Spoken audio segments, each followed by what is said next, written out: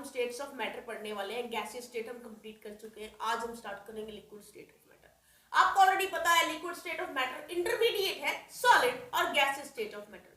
जैसे कि हमें पता है कि सॉलिड के अंदर इंटर पार्टिकुलर फोर्सेस जो होते हैं बहुत हाई होते हैं और गैसेस के अंदर इंटरमॉलिक्यूलर फोर्सेस या इंटर पार्टिकुलर फोर्सेस जो होते हैं वो बहुत ही ज्यादा कम होते हैं।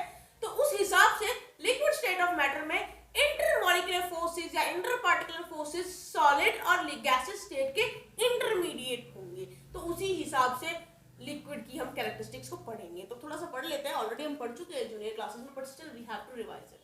सो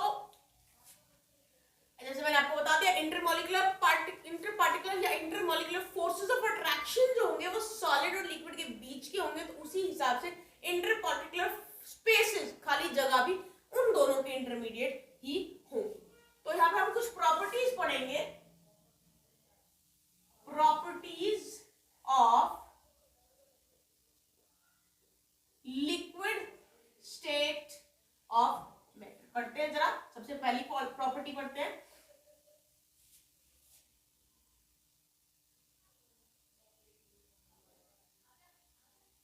inter particle forces of attraction in liquid state are intermediate between solid and gaseous states। दूसरी बात करते हैं इंटरमॉलिक्यूलर स्पेसेस की, इंटरमॉलिक्यूलर इंटर पार्टिकल स्पेसेस की। Inter particle spaces are less as compare to gases, gases से तो कम है spaces, and more as compared to solid. Solid से तो ज्यादा स्पेसेस है, लिक्विड गैसेस से कम स्पेस है इसके अंदर, right. So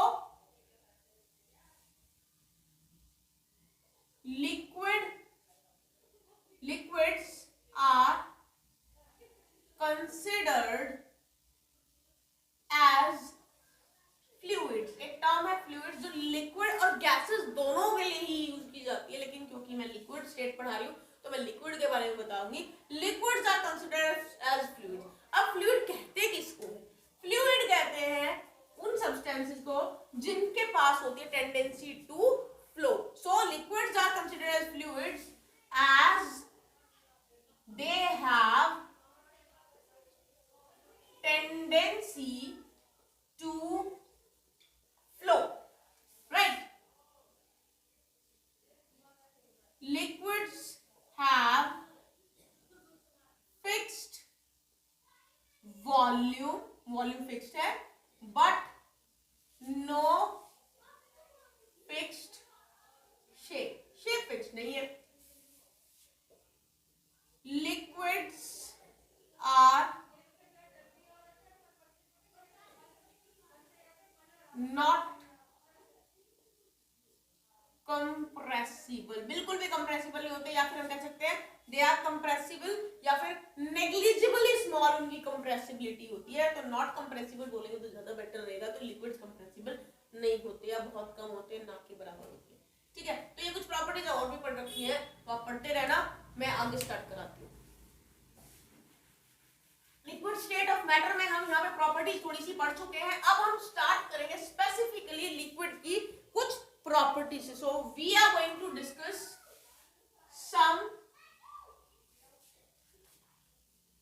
properties of liquids। तो कुछ प्रॉपर्टीज पढ़ेंगे हम लिक्विड्स की। तो सबसे पहली प्रॉपर्टी जो मैं आपको बताने वाली हूँ, पढ़ाने वाली हूँ यहाँ पे, वो है वेपर प्रेशर। वेपर प्रेशर पढ़ाऊंगी।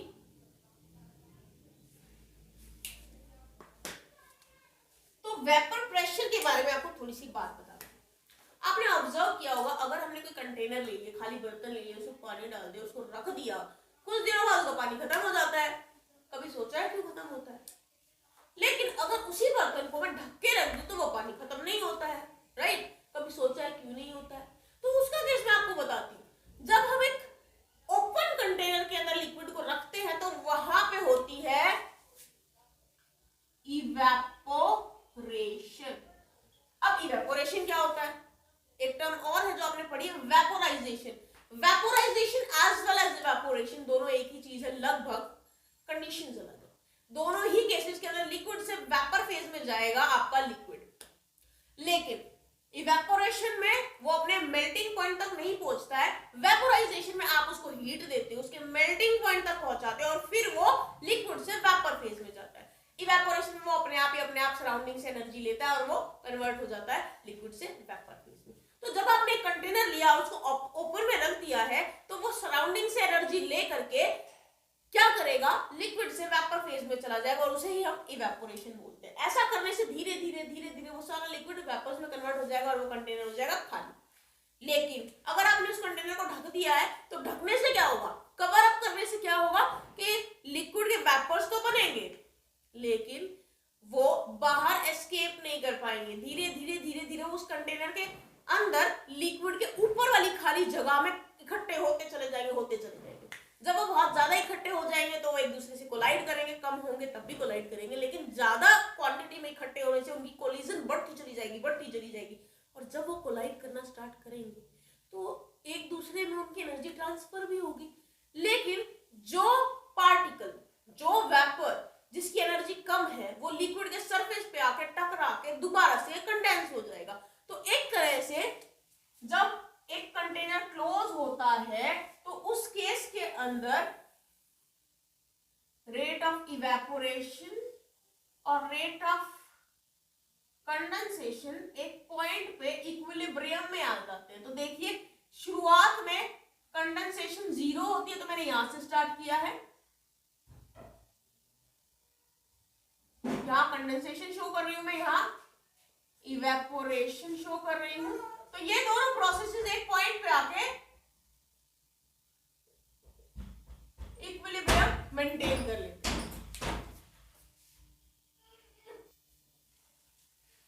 तो एक पॉइंट ऐसा आता है जब रेट ऑफ इवेपोरेशन और रेट ऑफ कंडेंसेशन दोनों इक्विलिब्रियम में आ जाते हैं। जितने वेपर्स बनते हैं उतने ही कंडेंस होते हैं, तो वो पॉइंट होता है इक्विलिब्रियम।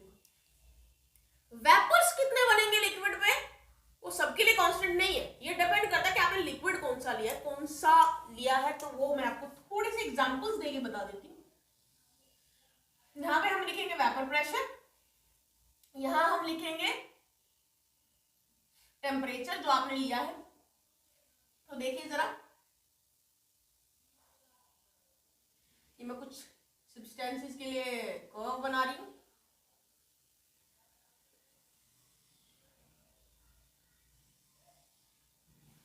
सबसे ज्यादा वॉलेटाइल सब्सटेंस के सबसे ज्यादा वेपर प्रेशर होगा एक पर्टिकुलर टेम्परेचर पे। तो यहां मैंने लिखा है सबसे ऊपर डाई इथाइल ईथर, फिर मैंने लिखा है एसीटोन, फिर मैंने लिखा है इथाइल एल्कोहल और फिर मैंने लिखा है वाटर। तो देखिए, सबसे ज्यादा वेपर प्रेशर होगा एक पर्टिकुलर टेम्परेचर पे डाई इथाइल ईथर का, उससे कम एसीटोन का, उससे कम इथाइल एल्कोहल का, सबसे कम वाटर का। तो ये इनके वेपर प्रेशर है अकॉर्डिंग टू द एक पर्टिकुलर टेम्परेचर पे। तो सबसे ज्यादा वोलेटाइल, जितना ज्यादा वोलेटाइल सब्सटेंस उतने ज्यादा वेपर प्रेशर एक पर्टिकुलर टेम्परेचर पे। तो मैंने आपको एग्जांपल भी दे दिया है। अब कुछ टर्म्स पढ़ लेते हैं। तो देखिए, at a particular temperature the liquid and its vapor in the state of dynamic equilibrium. तो हमें पर्टिकुलर टेम्परेचर पे लिक्विड और और उसके वेपर्स को दिखाएंगे इन स्टेट ऑफ डायनामिक इक्विलिब्रियम। तो देखिए कैसे शो होंगे, H2O जो कि लिक्विड में है can be converted into H2O gas. तो ये इस तरह से हम शो कर सकते हैं, राइट। इक्विलिब्रियम पे आ गए तो the pressure exerted by the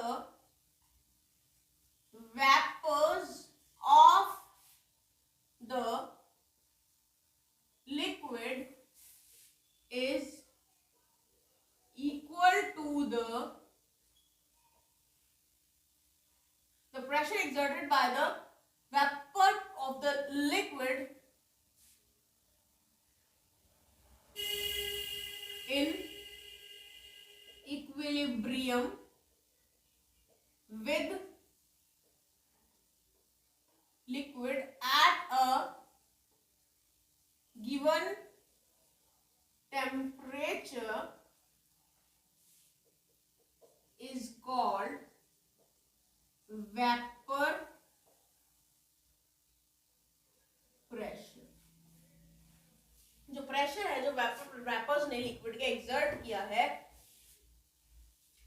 in equilibrium, जब इक्विलिब्रियम के टाइम पे जो प्रेशर एक्सर्ट किया है वेपर्स ने जो लिक्विड के साथ इक्विलिब्रियम पे है एट अ गिवन टेम्परेचर, वो प्रेशर क्या होता है, वेपर प्रेशर होता है, ठीक है। और देखिए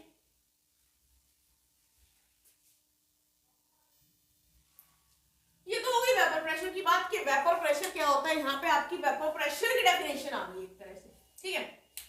जो वेपर्स ने लिक्विड के ऊपर प्रेशर एक्सर्ट किया इक्विलिब्रियम के अंदर, वो होता है वेपर प्रेशर। अब देखिए the temperature at which the vapor pressure on the surface of the liquid is equal to the atmospheric pressure is called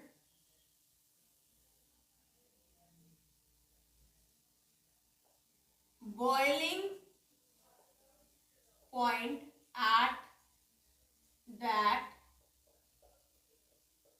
pressure। तो देखिए वो टेम्परेचर जिस पे वेपर प्रेशर जो कि सरफेस के ऊपर है लिक्विड के, वो इक्वल हो जाता है एटमॉस्फेरिक प्रेशर पे, उस टेम्परेचर को हम बॉइलिंग पॉइंट बोलते हैं। एट दैट प्रेशर, जो आपने एटमॉस्फेरिक प्रेशर लिया उस प्रेशर पे वो बॉइलिंग पॉइंट है, ठीक है। तो टेम्परेचर जिसपे लिक्विड का वेपर प्रेशर एटमॉस्फेरिक प्रेशर के बराबर हो जाए वो बॉइलिंग पॉइंट है, ठीक है।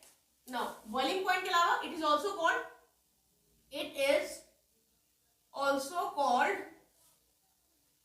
normal boiling point, and if the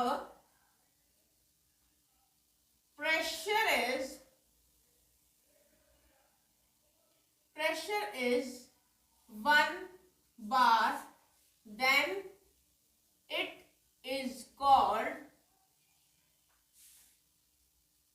standard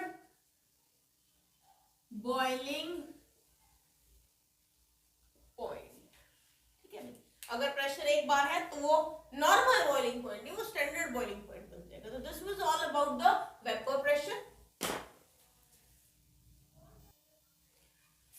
next property जो हम डिस्कस करने वाले हैं वो है सरफेस टेंशन। सरफेस टेंशन पढ़ाने से पहले मैं आपको बता दूं कि जो एक हम कंटेनर लेते हैं और कंटेनर में मान के चलिए यहां तक आपका लिक्विड है, ठीक है, ये लेवल है लिक्विड का।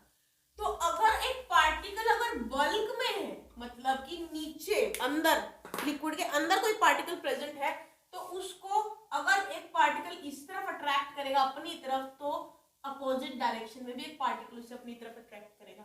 इसी तरह से अगर कोई पार्टिकल उसे नीचे अट्रैक्ट करेगा तो एक ऊपर की तरफ भी अट्रैक्ट करेगा। अगर इधर अट्रैक्ट करेगा तो इधर भी अट्रैक्ट करेगा, और इधर अट्रैक्ट कर रहा है एक पार्टिकल तो इधर भी एक पार्टिकल उसको अट्रैक्ट करेगा। ओवरऑल जितने भी एक पार्टिकल में जो बल्क में प्रेजेंट है उसमें फोर्सेस लग रहे हैं वो सारे के सारे बैलेंस आउट हो रहे हैं। इन शॉर्ट उस पर कोई फोर्स लग ही नहीं रहा है, सारे बैलेंस हो गए, खत्म।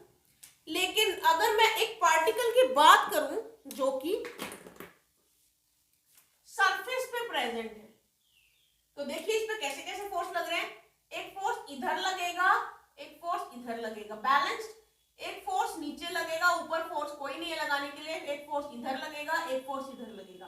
तो पार्टिकल जो सरफेस पे प्रेजेंट है उस पे लग रहे हैं अनबैलेंस्ड फोर्स। तो मैं मार्क कर देती हूँ, इस पे लग रहे हैं पार्टिकल पे बैलेंस्ड फोर्सेस और इस पे लग रहे हैं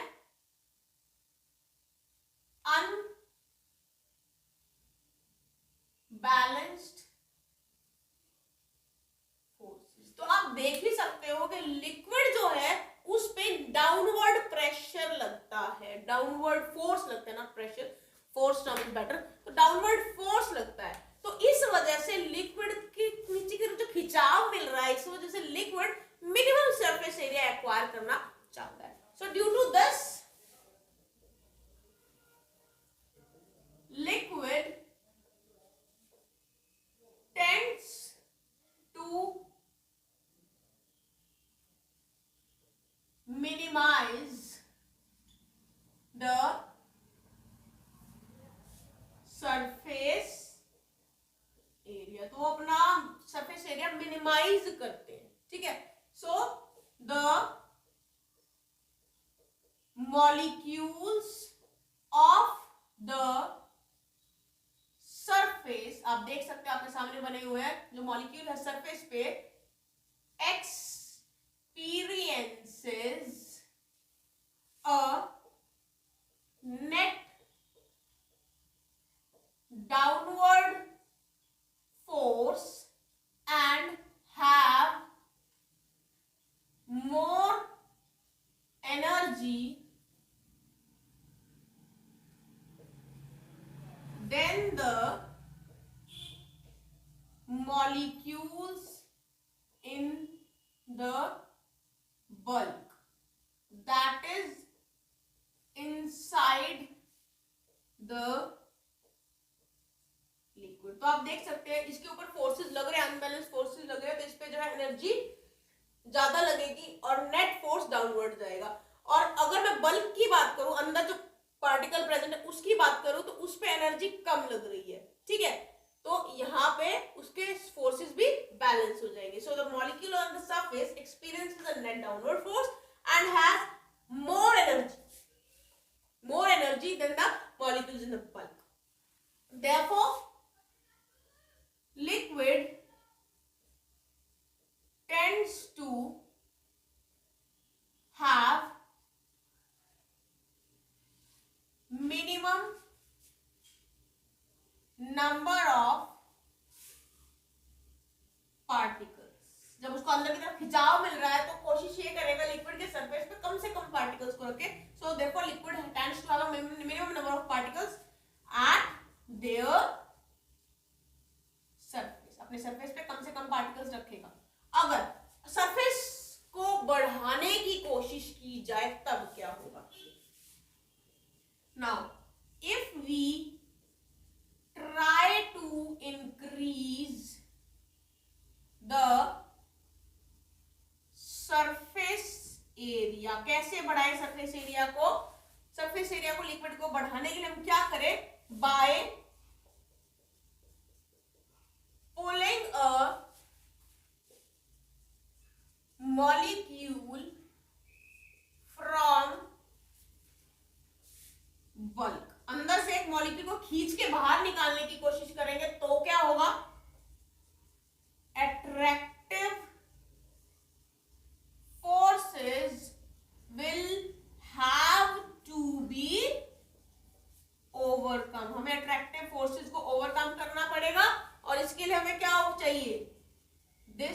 will require energy, उसके लिए हमें चाहिए एनर्जी। सो यहां ये बात मैंने क्यों बताई आपको, क्योंकि the energy required to increase the surface area of the liquid by 1 unit is defined as surface energy। तो ये आपकी सरफेस एनर्जी हो गई। सरफेस एनर्जी वो एनर्जी है, सरफेस एनर्जी वो एनर्जी है जो एनर्जी चाहिए सरफेस एरिया को, लिक्विड के सरफेस एरिया को बढ़ाने के लिए। कैसे? 1 यूनिट से बढ़ाने के लिए। कैसे बढ़ाएंगे? By pulling the molecule from the bulk to the outside and this will require energy and that energy is known as surface energy, right. Units देखिए, यूनिट्स इसकी होंगी जूल पर मीटर स्क्वायर, ठीक है, ये इसकी यूनिट्स आ गई सरफेस एनर्जी की। अब एक और टर्म पढ़ते हैं। सरफेस एनर्जी के बाद हम एक और टर्म पढ़ेंगे जो कि हमारा टॉपिक भी है, दैट इज सरफेस टेंशन। तो देखिए सरफेस टेंशन पढ़ते हैं हम, इसी के आगे लिख देती हूं मैं। सरफेस टेंशन क्या होती है? The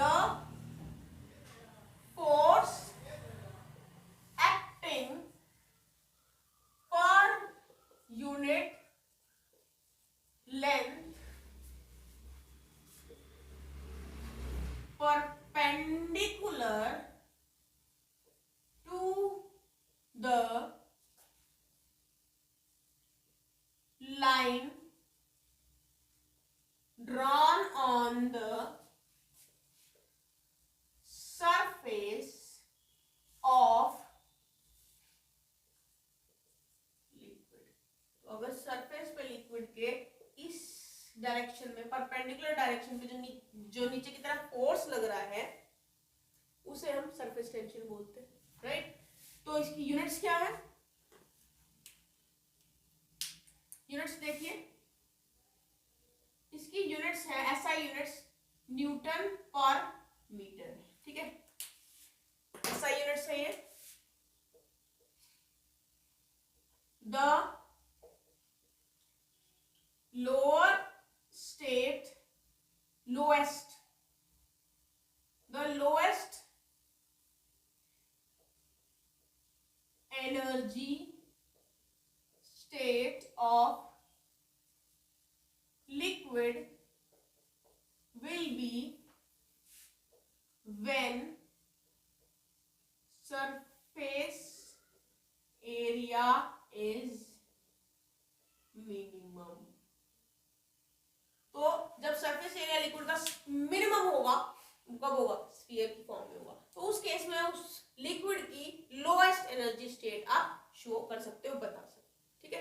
so this was one more point. अब मैं आपको एक क्वेश्चन दूंगी, क्वेश्चन है और आंसर भी बताऊंगी साथ में। Why sharp edges of glass are heated for making them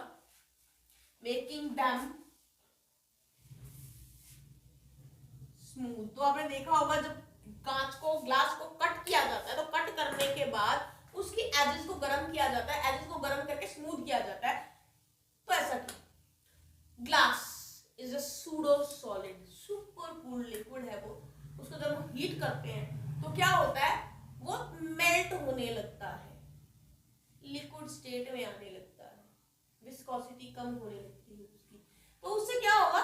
वो मिनिमम सरफेस एरिया एक्वायर करेगा। और जैसे कि मैंने बताया कि स्फीयर की फॉर्म में मिनिमम सरफेस एरिया वो एक्वायर करता है, तो उसकी एजेस जो शार्प थी, ऐसी थी, वो एजेस कर्व की फॉर्म में आ जाएगी मतलब कि वो स्मूथ हो जाएगी, राइट। ये जो प्रोसेस है, इस प्रोसेस को हम बोलते हैं, एक नाम है एक पर्टिकुलर इस प्रोसेस का नाम है फायर पॉलिशिंग ऑफ ग्लास। इस प्रोसेस में क्या होता है वो मैंने आपको बता ही दिया। अब इतना कुछ पढ़ने के बाद हम कॉन्सिक्वेंसेस पढ़ेंगे सरफेस एरिया की।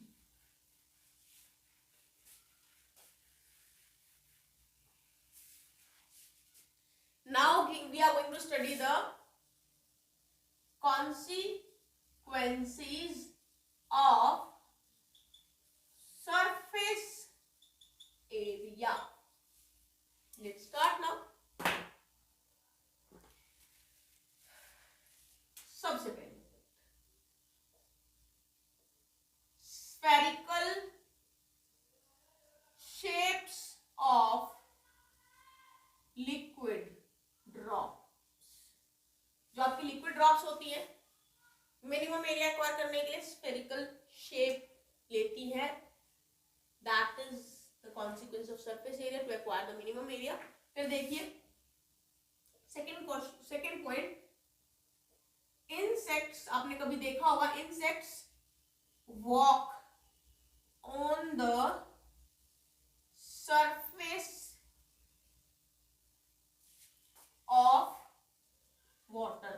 वो सरफेस टेंशन होती है उसके ऊपर, सरफेस एरिया मतलब सरफेस टेंशन होती है आपके वाटर के ऊपर, तो उस टेंशन का फायदा उठाते हुए वो उसके सरफेस पे वॉक कर पाते हैं। आपने देखा भी हो कितना टेंशन क्रिएट होता है, गूगल आउट करके देखना कुछ इमेजेस को, आपको पता चल जाएगा, राइट। फिर उसके बाद आपने देखा होगा कुछ मैजिशियन टीवी पे एक निडल को पानी के सरफेस के ऊपर फ्लोट करा देते हैं। That is also a consequence of surface area, surface tension. Surface area के अकॉर्डिंगली या सरफेस टेंशन जो भी हम कह रहे हैं, तो वो भी बड़ा ध्यान से उसको रखते हैं ताकि पानी के टेंशन का फायदा उठाकर उस नीडल को उसके ऊपर रख सके। अदरवाइज कुछ मैजिशियंस उस नीडल के ऊपर वैक्स भी लगा देते ताकि वो फ्लोट कर पाए, तो वो अलग चीज है, लेकिन अदरवाइज भी वो ध्यान से रखोगे तो फ्लोट करेगी, राइट। ट्राई करना, क्या पता आपसे भी हो जाए। तो ये कुछ कॉन्सिक्वेंसेस मैंने आपको लिख के दिए हैं यहाँ पर स्फेरिकल शेप की। उसके अलावा एक और है कैपिलरी एक्शन। कैपिलरी एक्शन मतलब rising of water through small capillary. वो सरफेस टेंशन की वजह से वो अंदर की तरफ राइज करने लगता है पानी, तो ये कैपिलरी एक्शन भी इसी का ही एक कॉन्सिक्वेंस है। अब कुछ फैक्टर्स पढ़ेंगे जो सरफेस टेंशन को अफेक्ट करता है। Now we are going to discuss the factors affecting surface tension. तो मैं आपको समझाऊंगी वन बाय वन। सबसे पहला फैक्टर है टेम्परेचर। तो देखिए टेम्परेचर से क्या होगा, सरफेस टेंशन का किस वजह से होता है, पानी के पार्टिकल्स जब उस टॉप वाली लेयर को नीचे की तरफ खींचते हैं, टॉप वाले पार्टिकल्स को नीचे की तरफ अट्रैक्ट करते हैं, वो होता है सरफेस टेंशन। तभी होता है ना surface tension create temperature. as temperature increases, the forces of attraction in the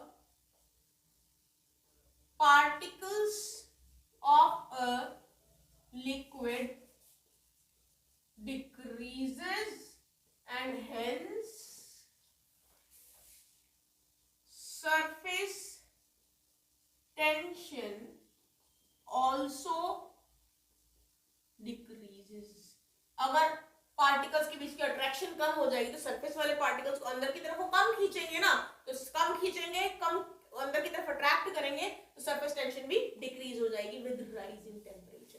तो दीज आर इनवर्सली प्रोपोर्शनल। दूसरा फैक्टर देखिए, नेचर ऑफ लिक्विड। तो नेचर ऑफ लिक्विड में देखिए, ग्रेटर द